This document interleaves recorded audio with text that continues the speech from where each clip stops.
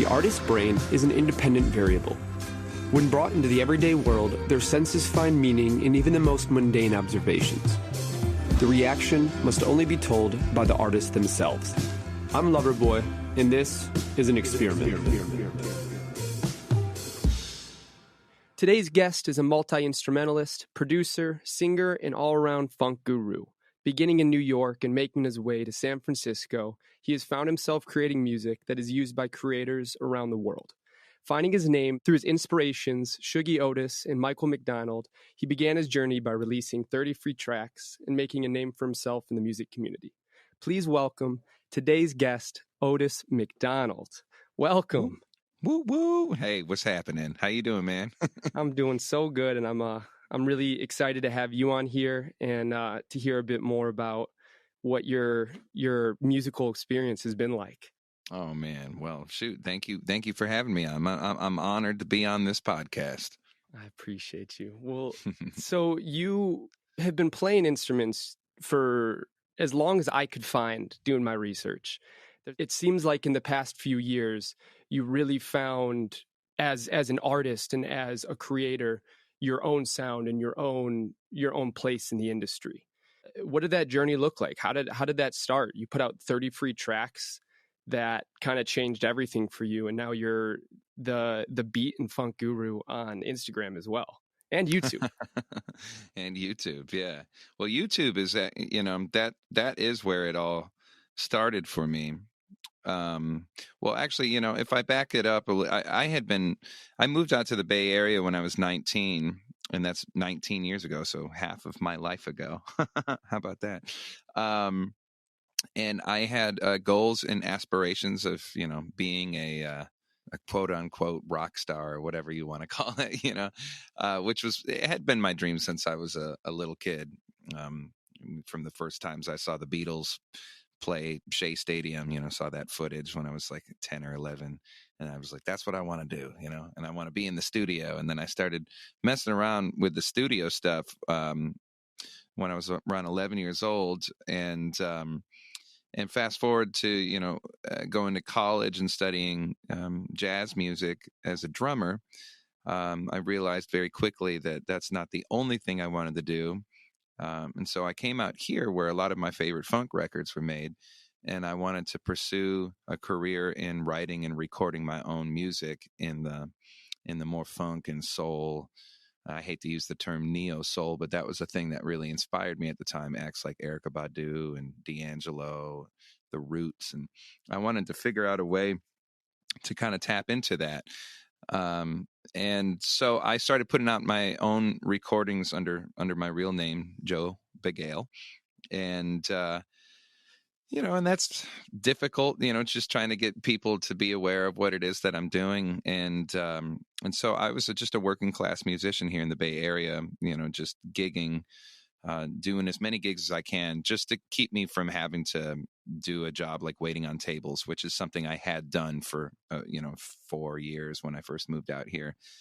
So I was playing gigs as a drummer, playing gigs as a bass player, playing gigs as a singer, and then putting out my own records and quietly working on my own production chops at home.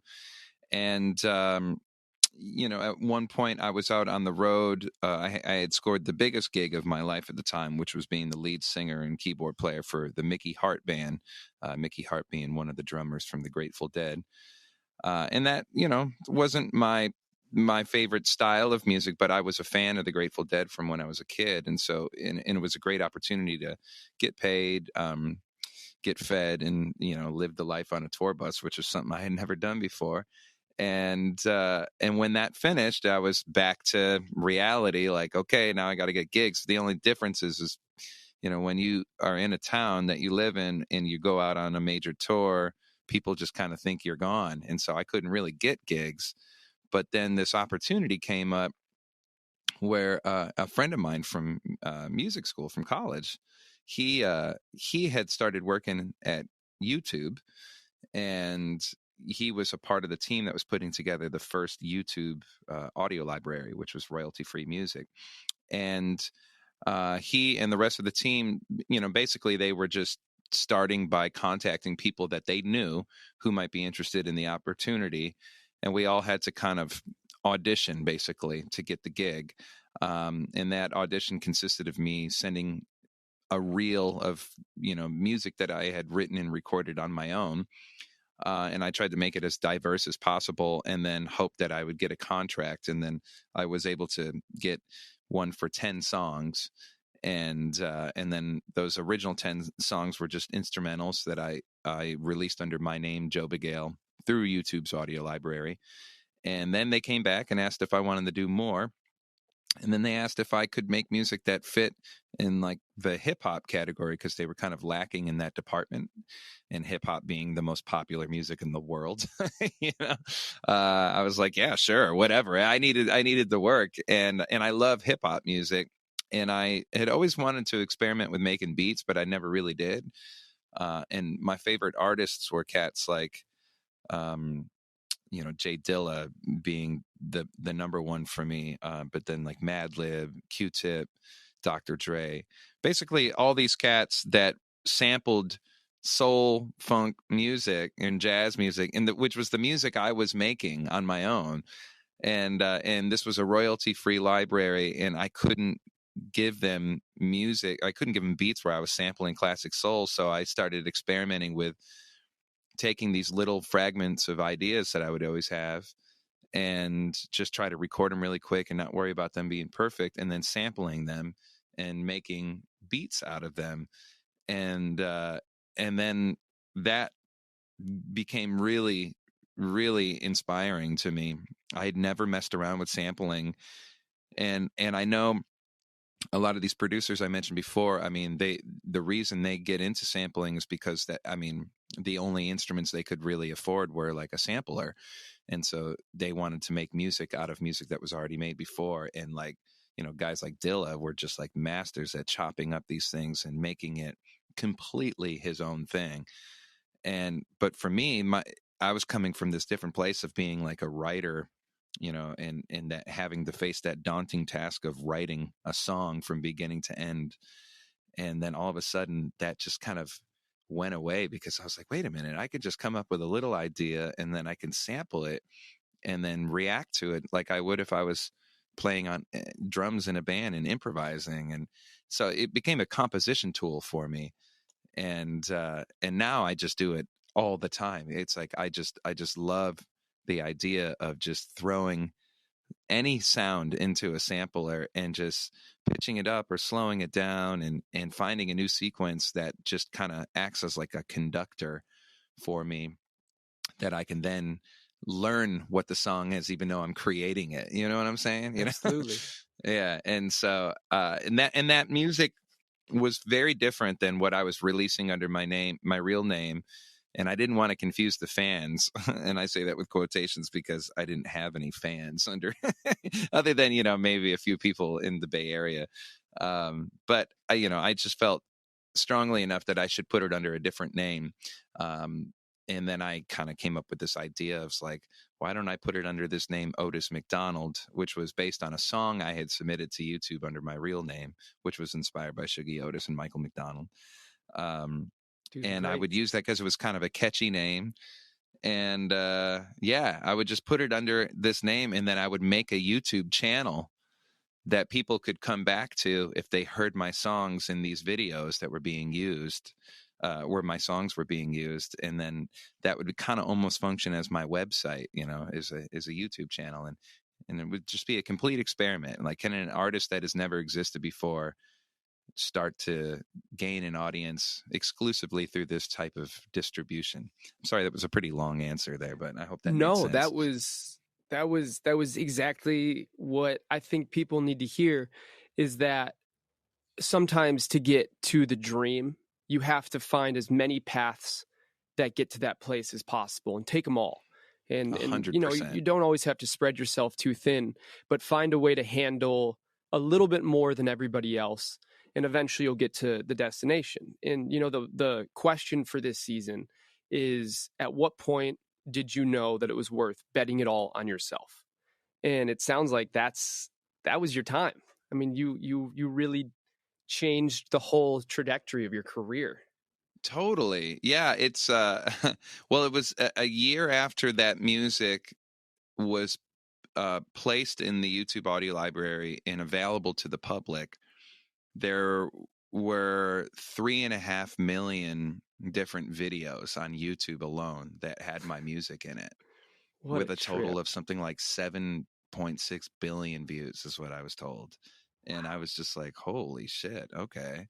Well, nobody had ever heard of Joe Bigale, but there's a lot of people that have heard of Otis McDonald at this point. So I need to just forget about this idea of it being under my real name, because like whatever, it's like the Otis McDonald thing, I think, allowed me to not overthink my music and really just experiment freely with sound and kind of find something that was uniquely my own music. Absolutely. Because I mean, these are just tools, right? And anybody can utilize these tools. Anybody can do the same thing that I did to make music, but it will sound like them, and this sounds like me. And yeah, I don't know why artists face that problem. I always say, like, an artist is the biggest wall in front of getting from point A Mm, to point B, because we tend to overthink and be perfectionists. And I admittedly was always that way with my music, with my first two records that I made. And it's something like, having a deadline, because I signed a contract with a company, and they were like, you need to submit 30 songs in 3 months, 10 songs a month. And I had never written and recorded that much music in my life, let alone mixed and mastered it, and everything.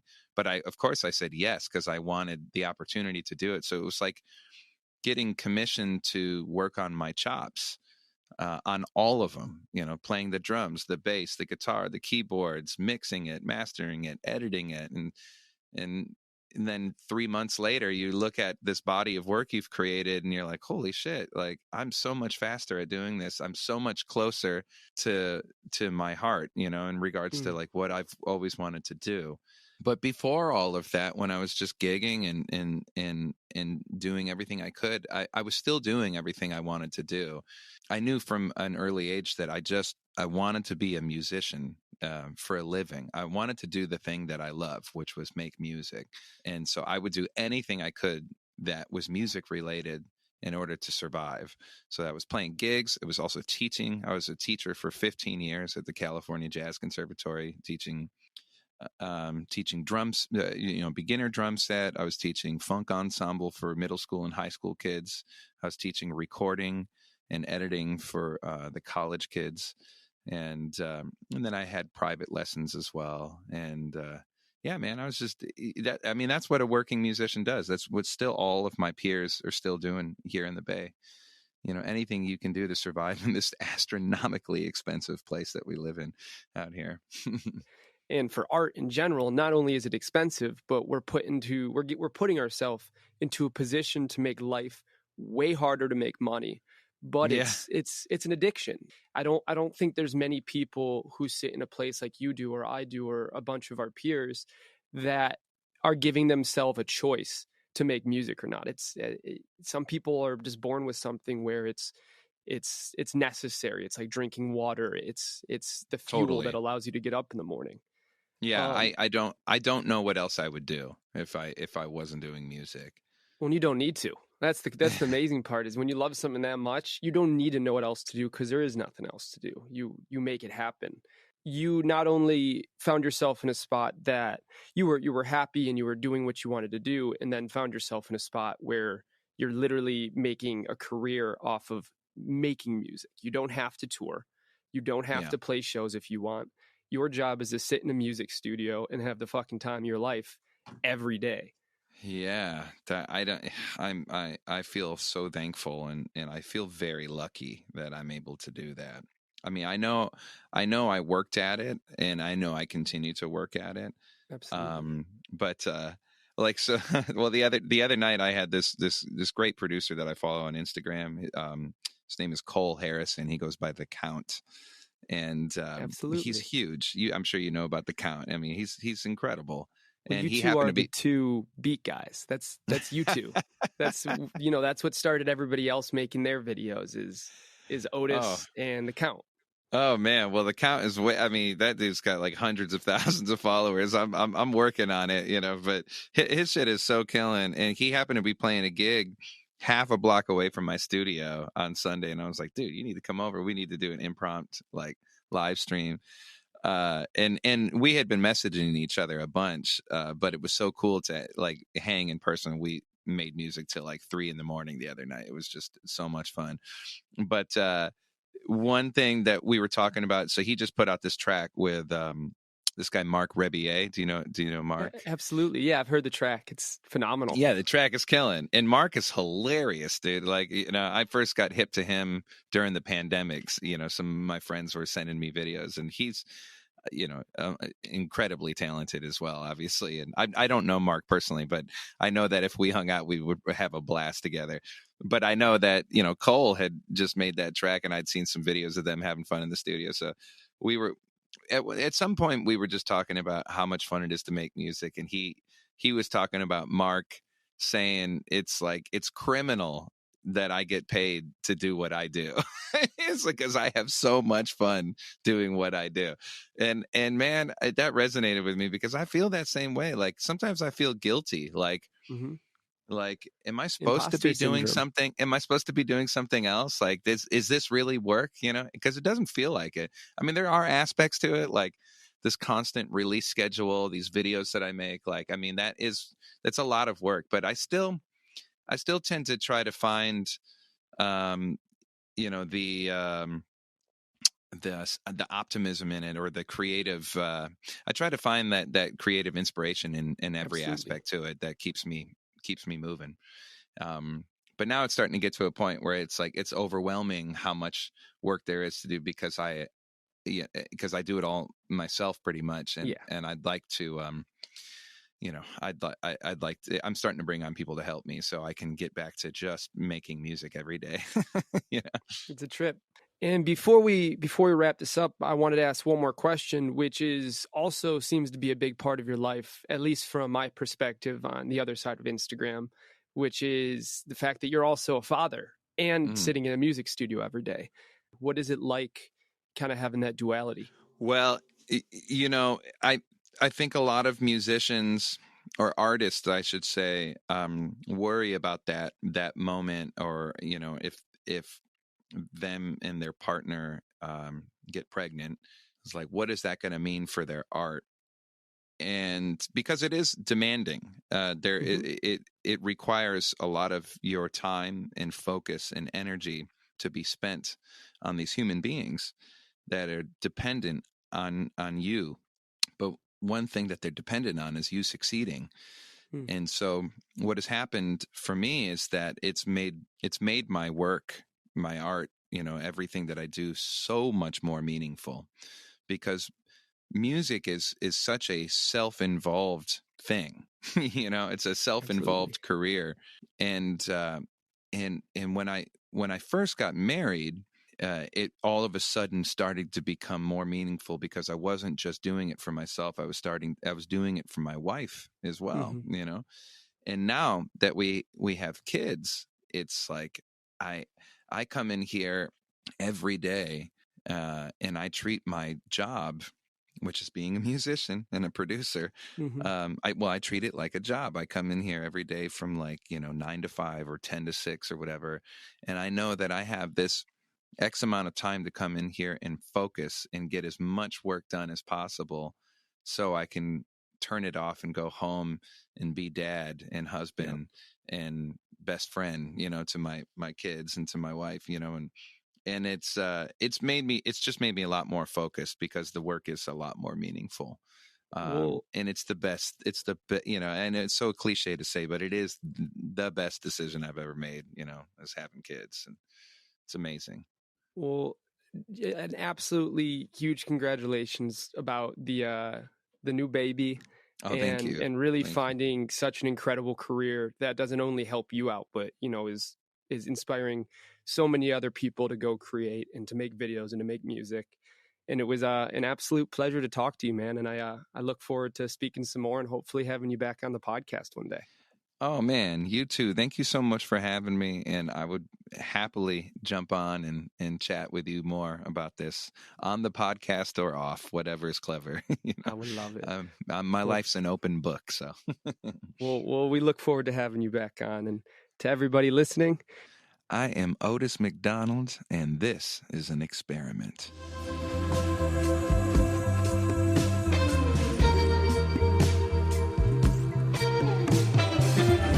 The experience is the experiment.